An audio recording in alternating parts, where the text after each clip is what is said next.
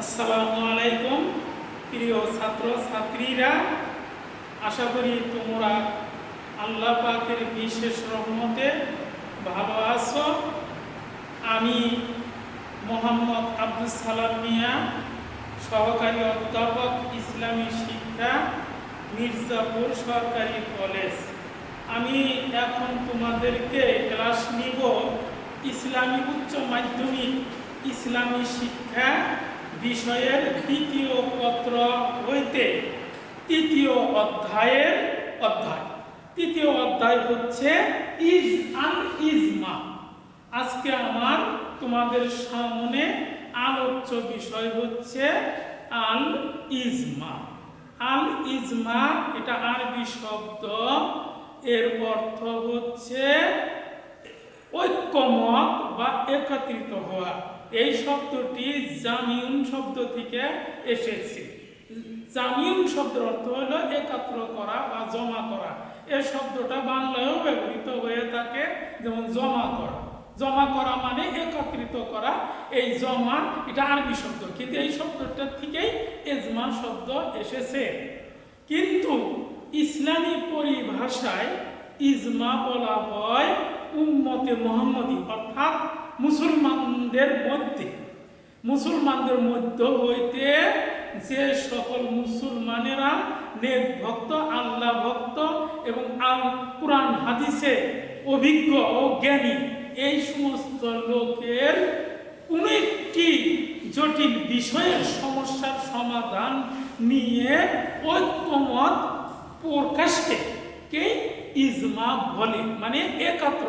এই ইজমা মানে একটি জটিল বিষয়ের সমস্যার সমাধানে সকলের মধ্যে একমত পোষণ করাকে ইজমা বলে। ইজমা সাধারণত মানে ইজমার উৎপত্তিটা কিভাবে আসলো এ কথা তোমাদেরকে আমি একটু পরে বলছি।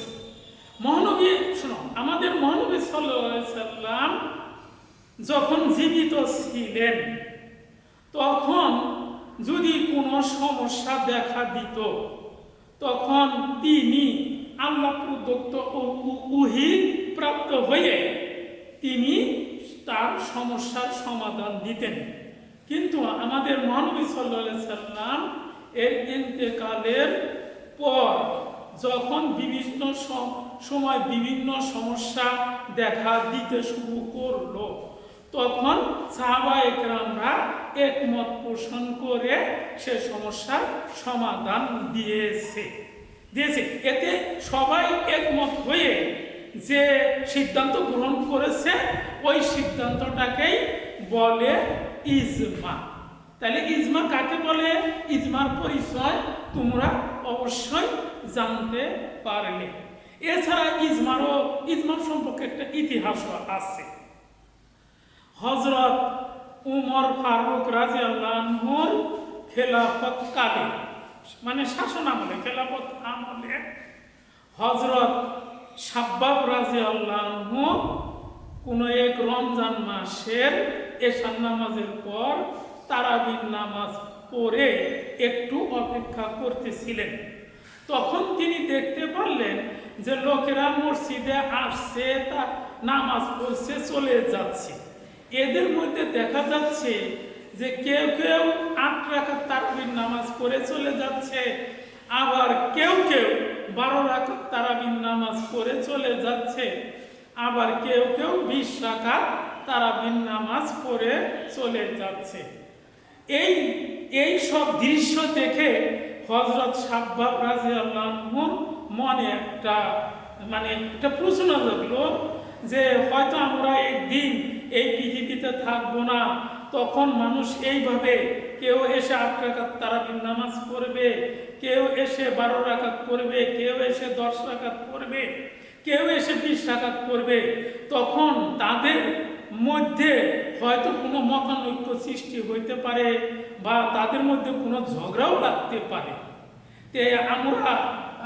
আমরা এখনো বেঁচে আছি, এর একটা সমস্যার সমাধান করে যাওয়াই আমাদের জন্য ভালো হবে। তাই তিনি মনে মনে ভাবলেন যে এই বিষয়টি আমি আমিরুল মুমিনিন মুমিনিন হযরত উমর ফারুক রাদিয়াল্লাহু আনহুকে জানান। এটা তিনি মনে মনে সিদ্ধান্ত নিলেন। যাই হোক, পরে তিনি হযরত উমর ফারুক রাদিয়াল্লাহু আনহুর নিকট আসলেন এবং গতকাল এই মসজিদের নববীতে যে তারাবির নামাজের যে ঘটনাগুলি সে সুন্দর করে তাকে বললেন। হযরত উমর রাদিয়াল্লাহু আনহু তখন হযরত সাব্বাব রাদিয়াল্লাহু আনহুকে বললেন যে এই বিষয়টি আমিও লক্ষ্য করেছি, আসলে ঘোষণাটি তো সত্যি, হয়তো আমরা একদিন থাকবো না, তখন হয়তো পরবর্তীতে মানুষের মধ্যে একটা সমস্যার সৃষ্টি হবে। এখন তখন হযরত ওমর রাদিয়াল্লাহু আনহু সাব্বাব রাদিয়াল্লাহু আনহুকে বলল যে এ ব্যাপারে আমরা সবাই একাত্র হই এবং আমরা সবাই একাত্র হইয়া এই সব ঘটনাগুলি সবার সামনে ধরি, সবাই যে মত দেয় সেই মত অনুসারে পরবর্তীতে রমজান মাসের তারাবির নামাজ অনুষ্ঠিত হবে। তখন হযরত উমর রাদিয়াল্লাহু আনহু সাব্বাব রাদিয়াল্লাহু আনহুকে বলল যে আপনি যে যে সাহাবীরা যেখানে যেখানে আছেন তাদের সবাইকে ওই একটা ডেট দিয়ে দিলেন যে অমুক অমুক তারিখে সবাই আসবে। হযরত সাব্বাব রাদিয়াল্লাহু আনহু হযরত উমর রাদিয়াল্লাহু আনহুর কথা মতো সে বিভিন্ন জায়গায় সাহাবীদের সাথে যোগাযোগ করলে এরপরে হযরত উমর রাদিয়াল্লাহু আনহুর রাজ দরবারে বা তার খেলাফতের দরবারে সাহাবীরা সবাই যে যেখানে আসলেন।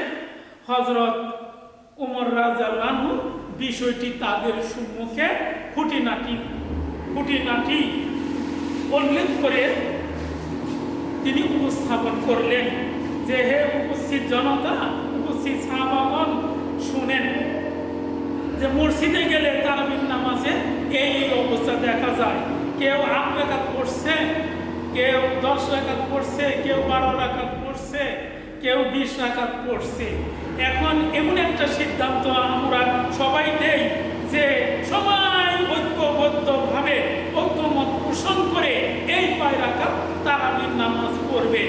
তখন হযরত উমর রাদিয়াল্লাহু আনহুর কথা শুনে উপস্থিত সবাই একমত পোষণ করে বললেন যে তারাবির নামাজ আমরা সবাই 20 রাকাত পড়তে আগ্রহ।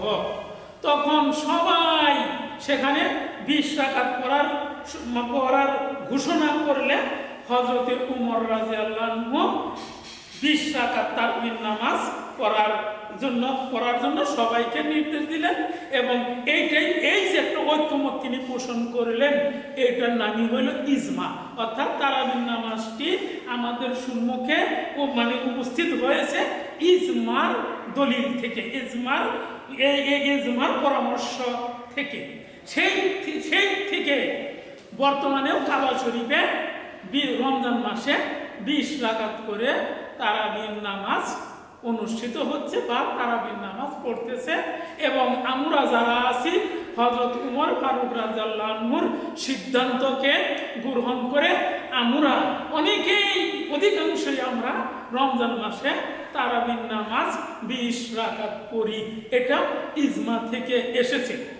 আর ইজমা সাধারণত হচ্ছে 2 প্রকার। তোমরা মনে রেখো, ইজমা সাধারণত হচ্ছে 2 প্রকার। একটা হলো ইজমায়ে আজিমাত আর একটা হচ্ছে ইজমায়ে রুখসাত।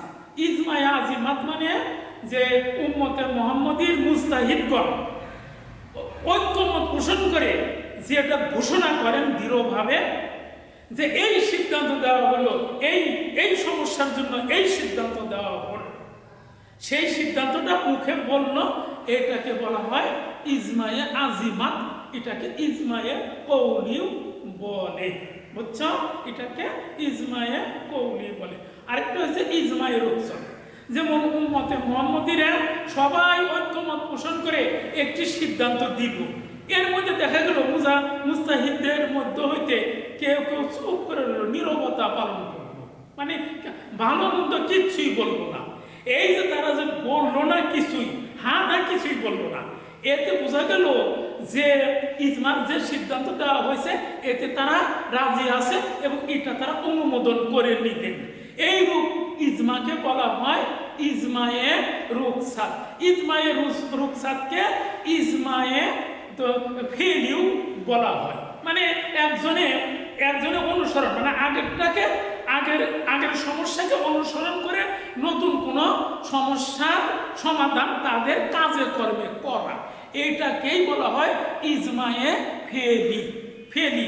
আর ইজমায়ে সুকুতি, যে মানে একটা সিদ্ধান্ত দিছে কিন্তু না কিছুই বললাম না, চুপ রইলাম, চুপ করে থাকাকেও ওই যে সিদ্ধান্ত দিল মানে মুজাহিদগণ ওটাকে মেনে নেওয়া, এটাকেও ইজমায়ে সুকুতি বলে। তাইলে ইজমা কয় প্রকার? 3 প্রকার।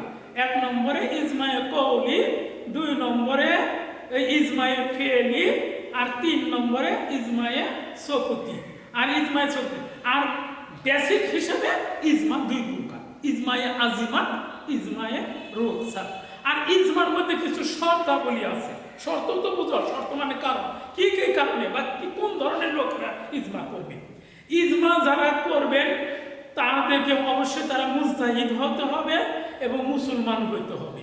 তাদের সম্মিলিতভাবে এমন কোনো জিনিস আসলো, এমন কোনো সমস্যার সমাধান হইল ইসলামী বিশ্বে বা ইসলামী শরিয়ার মধ্যে, যেটা স্পষ্টভাবে কোরআনেও দেখা যাচ্ছে না, আবার কোরআনে আছে কিন্তু বুঝতে পারতেছে না, এবং হাদিসেও আছে কিন্তু বুঝতে পারতেছে না, এমনভাবে একটা সমস্যা যদি হয়, তাহলে উম্মতে মুহাম্মদী যারা আছেন বা যারা মুস্তাহিদ জ্ঞানী তারা সবাইকে ডেকে সম্মিলিতভাবে তাদেরকে ঐক্যমত্য দিতে হবে।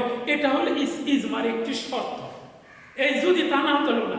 2 নম্বরে মুস্তাহিদ যারা হবেন, যারা ইজমার সমস্যার সমাধান দিবেন, তাদেরকেও অবশ্যই নেক ভক্ত হইতে হবে, পরেজগার করতে হবে। এই 2।